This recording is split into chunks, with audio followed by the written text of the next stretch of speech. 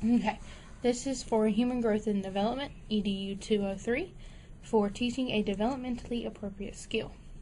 My name is Alicia, and I'm going to be teaching Trish, how to sew by hand. Today, we're going to be making pincushions. Trish and I have already cut our fabric out and pinned it, measured and all that good jazz. Now, all we need to do is thread our needles, cut our thread and thread our needles. Trish, if you will cut us some thread.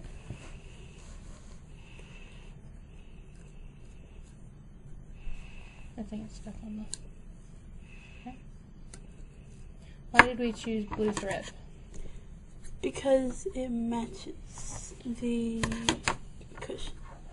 Exactly.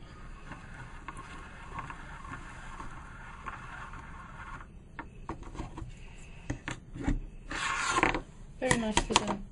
She gave us a very nice size. So what we're going to do now is thread our needle. Bring your hands over here so they can see your hands. Okay, so you're going to take your thread and stick it through the needle, the eye of the needle. And a tip is, if you can't see all the way through, put your finger behind it, and that way it'll be able to be guided through. I got it. Good job threading the needle. Very nice. Okay, now you're going to pull until both ends are even. So why are we learning how to sew? Because I don't have fine motor skills. Is this something that you want to learn? Yes, and it will help me in a future class I'm taking for my degree program. Okay. Do you have both of your pieces of thread even on the ends? Mm-hmm. Okay. Now this is a trick my mama taught me on how to knot it without making a big gigantic knot at the end of it. You're going to lay the thread against one of your fingers, like so. Okay. You're going to wrap it around it like this. See what I did? Just wrap it around once. I'll take it and roll them together until they're at the end. It doesn't have to be that tight. Roll it, and then when it gets off your finger, pull.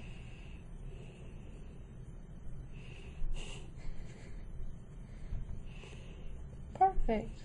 You show them your knot. See the knot? Very nice. And it doesn't matter what the end of the knot looks like, as long as it's sturdy, because it's going to be inside of the pillow. Okay. So now you're going to take your needle. Which end do you want to start on? This one. Okay. So we're going to start with the pins facing outward, correct? Yeah. Okay. Now you can either choose to do either side of the pin. Doesn't really matter. Okay. We have it turned inside out so that when we flip it right side out to stuff it, that's going to be, the pre-side's going to be out the side. Okay. So you're going to take it through toward the top so it don't have any gap. Stick it through, okay, and pull it. Pull it till the knot stops. Very nice. Nice and taut. Awesome. Now, looking at your fabric, okay, let me get situated in my hands so you can see it and I can still do it. You hold it however's comfortable, okay? Now, close to the knot, close to the one that you just brought through, we're going to do another small spot, just like that. Can you see that? The opposite way. In the opposite way. Okay. Now, pull it all the way through the back. Pull it nice and tight. Okay. You have your first stitch. Good job. Right, now let's finish this row. Okay, so you're going to make another spot a little bit further down. Pull it through. And then, so that it doesn't pull apart between the seams, you can go back through the second spot that you did. You see that? You can go right back through there. Okay. And then pull it back through. Very nicely done. So how does it feel in your fingers? How does sewing feel? Hard. It's hard. Alright. What do you think you can change to make it less difficult? I think bigger, like if it was bigger it'd be easier. Okay. But since we can't make the needle itself any bigger without making gigantic holes in our fabric, you think maybe if you changed the way that you were holding it would feel better? Maybe. And do you see how I have mine? I have it resting between my fingers? Mm. And this? And I kind of use my other hand to stabilize it and go right through.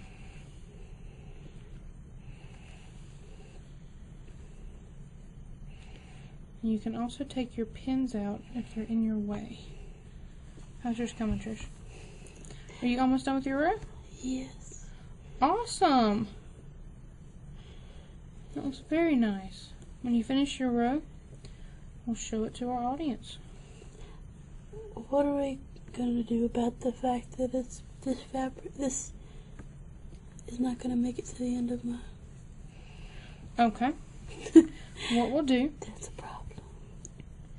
Yes. Are you finished with your row? I think so. Okay, perfect. It's a perfect place to end. Doesn't always work that way, I promise you that.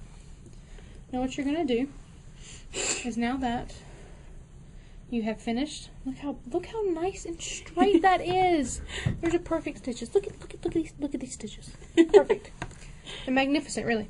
Okay, so what you're going to do now is you're going to cut your thread. Okay, give yourself enough spot to be able to knot it. So go ahead and cut your thread. Okay. Now you're going to tie these two pieces together. Like in a knot or just... Like in a knot. You're not going to be able to do it like you did before.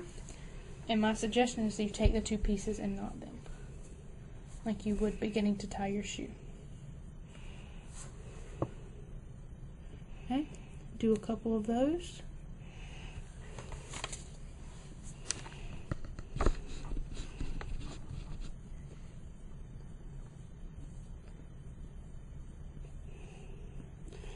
Tiny string. It is very tiny string. You're doing a wonderful job. Okay? And begin it again. Okay. Same way as you did before. Use more. Okay. And I'm just about to be at the end of mine. So I'll show you how to turn a corner. Yeah, that's where I'm at. Okay, you need to turn a corner. Now let's turn the corner. You just flip it to where the sewn side is against you. Yep, like that. Okay. Now you just start a new hole on the side that you need to begin.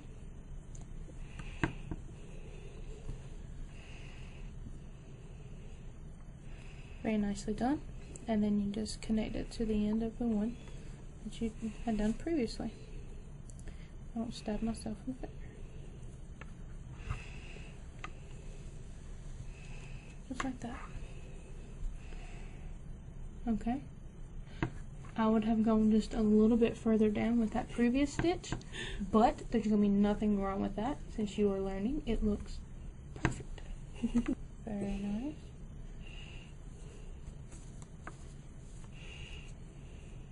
You think sewing's going to become a hobby for you? Maybe one out of necessity. Necessity is a perfectly good reason to learn how to sew. It would definitely help develop some of these fine motor skills we always talk about. Alright, so you look like you're almost done with your second row. Very fast stitcher. Okay. When you get done with your second row, do you remember what you need to do? You get there, we'll talk through it again. Okay, I think I'm done. Okay. Now, did you go all the way to the end? Perfect. Now what do you need to do? I don't remember. Okay. You're going to put the threaded part close to you. No, you still need to. We're going to stitch just a little bit more over here. Oh. So. Perfect. Now you were wanting to jump to the making a hole for it to be stuffed, weren't you? See? You do know that step. That is wonderful. A little bit of background knowledge for you. Yes, that is a perfect little corner stitch. And there's nothing fancy about a corner stitch. It just, you know, twist it. Get rid of a few of my needles. Now, do you know, I'm sure you do, but do you know what the little pins are called right here? What pins? The pins that hold our fabric together. I'm sure there's a more fancy name for them, but they're just pins. So you have pins and needles. This is so exciting. On pins and needles. She's a funny one, this one. She really is. I'll be here all night. Finishing it. Nope, looks like you're almost done. So we're gonna make your way just a little bit further toward the middle, because when we do this, we don't want it to have a big gap because we have to sew it back together, and we want it to look finished. Since it will be turned right side out, you take it, take our 2 strings, and if you can't necessarily grab it, you can make the ends longer. But I don't believe you had enough thread that time. Just knot it. You can do this maybe 3 or 4 times just to make sure you got a nice, good tight hold.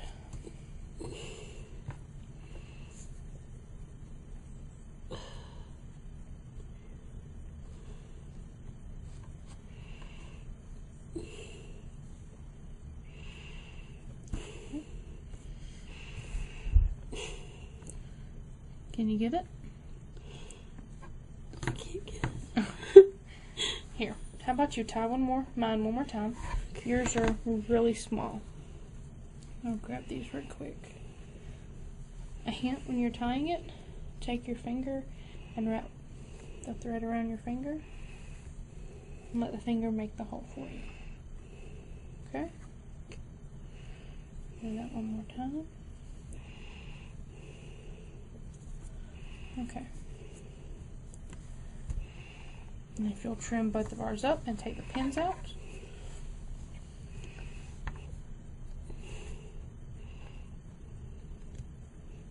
Very nice. Thank you very much. You're welcome.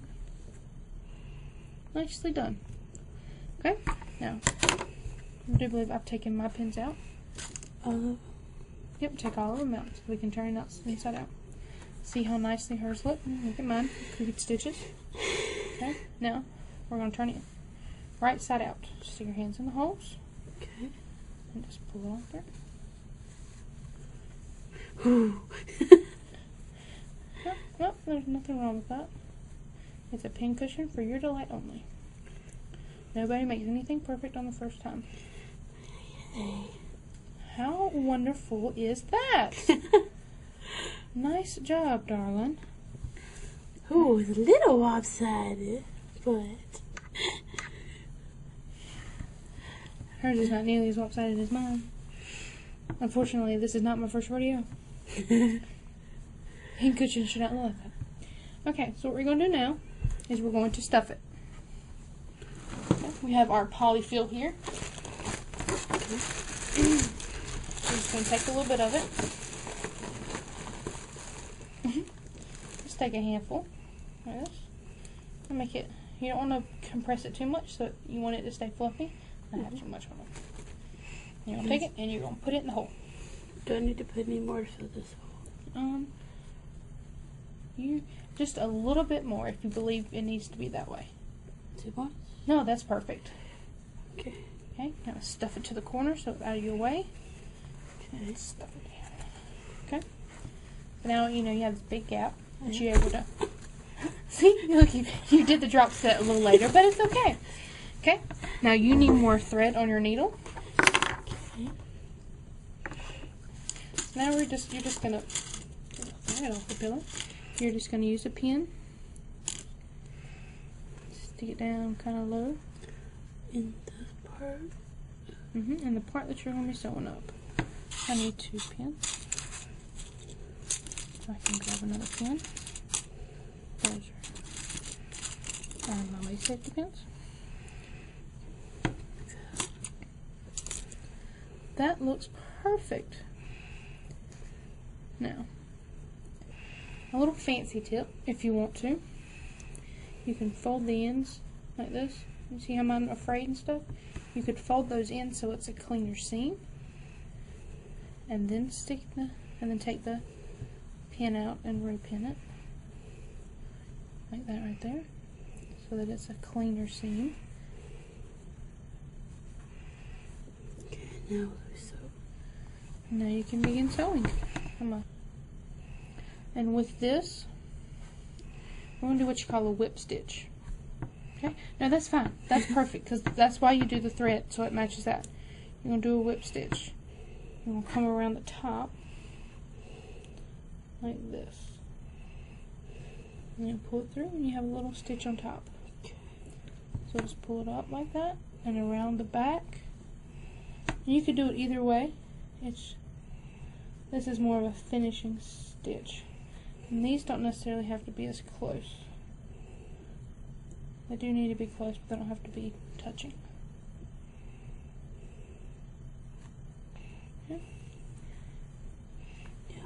Okay, now when you're finished with this one, you do your little whip stitch. You can stuff it out so you can see what it looks like. Okay. Did you knot it? Nope, not yet. Good. Okay. What you want to do is this. You can't see mine. Mine's in the dark spot right here. So you're going to go underneath the last few stitches that you did.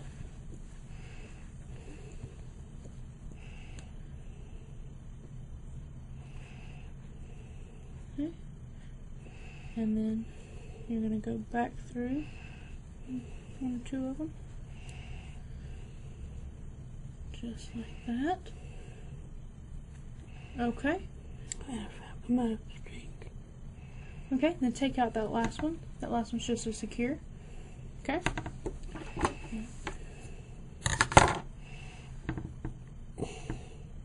You can bend your fab a little bit if you need to. Okay. Very nicely. Okay. Now you're going to trim it as closest to the needle as possible since you're almost done the string. You do mine as well, please. And then you're just going to tie it off like you did before. Maybe 1 or 2 extra knots. Remember, you wrap it around your finger. Wrap it around your finger.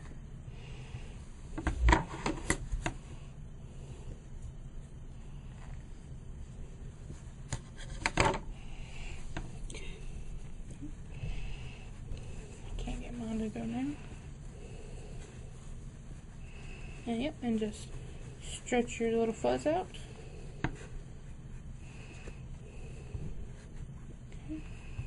Can't get mine out. Excuse me. Alright, you show our audience what you've done. Look how nice that looks.